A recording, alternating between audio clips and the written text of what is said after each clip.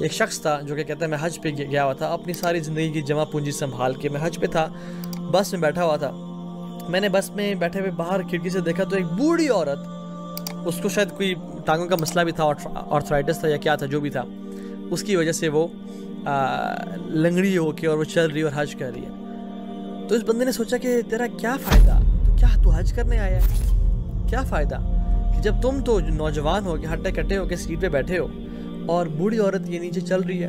اس نے وہ اترا اور اس نے اس عورت کو کہا کہ ماں جی آپ میری سیٹ پہ جا کے بیٹھ جائیں، میں تو چل سکتا ہوں، میں تو چل لوں گا، آپ میری سیٹ پہ بیٹھ جائیں کیونکہ آپ کے لیے چلنا بڑا تکلیف دہ ہے۔ اللہ اکبر۔ اس ماں جی نے یہ سنا نا، اس کے ایسے ہاتھ اٹھے اور اس نے کہا کہ اللہ تعالیٰ تیرے لیے بھلائی کرے، اللہ تجھے ہر سال حج کرائے، اللہ تجھے ہر سال حج کرائے، اللہ تجھے ہر سال حج کرائے، بار بار سنوائیں گے۔ تو وہ بیٹھ کے چلی گئی۔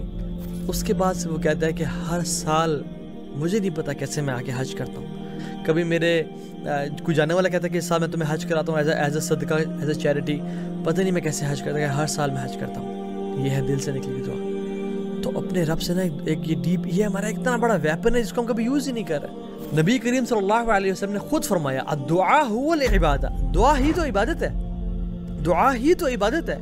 And the basis of every prayer, every Ubadah is دعا۔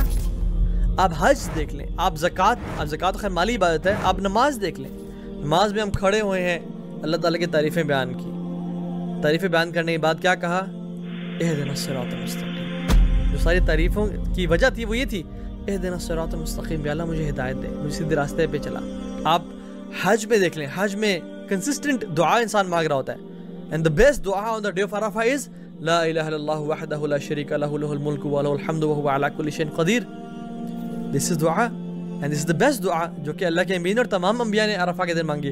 یقین جانیں آپ کا لاسٹ کنیکشن اللہ تعالیٰ سے صرف آدھے گھنٹے کی دوری پہ ہے۔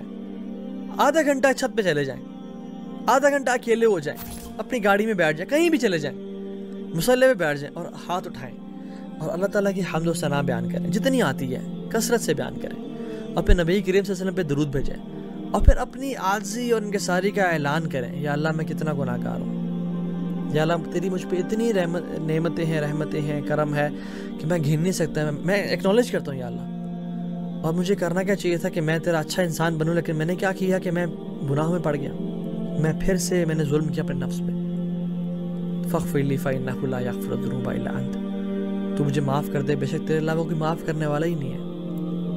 ابو لک بنعمتک علی و ابو بذنبی، بے شک میں اقرار کرتا ہوں تیری نعمتیں مجھ پہ ہیں اور میں اقرار کرتا ہوں بہت میں گناہ گار ہوں۔ ربی انی ظلمت نفسی ظلما کثیرا، یہ ہمیں ہر تشہد میں دعا مانگنی چاہیے۔ ابو بکر صدیق کو رضی اللہ تعالیٰ عنہ، ان کو اللہ کے مین نے یہ ایڈوائز کی تھی کہ ابو بکر یہ دعا مانگو، ربی انی ظلمت نفسی ظلما کثیرا، یا اللہ میں نے اپنے نفس سے ظلم کیا اور بہت زیادہ ظلم کیا ہے، ولا یغفر الذنوب الا انت، اور آپ کے علاوہ کوئی گناہ معاف کرنے والا ہے کوئی نہیں۔ فاغفر لی مغفرۃ من عندک، مجھے معاف کر دیں، اور کس طرح کی معافی؟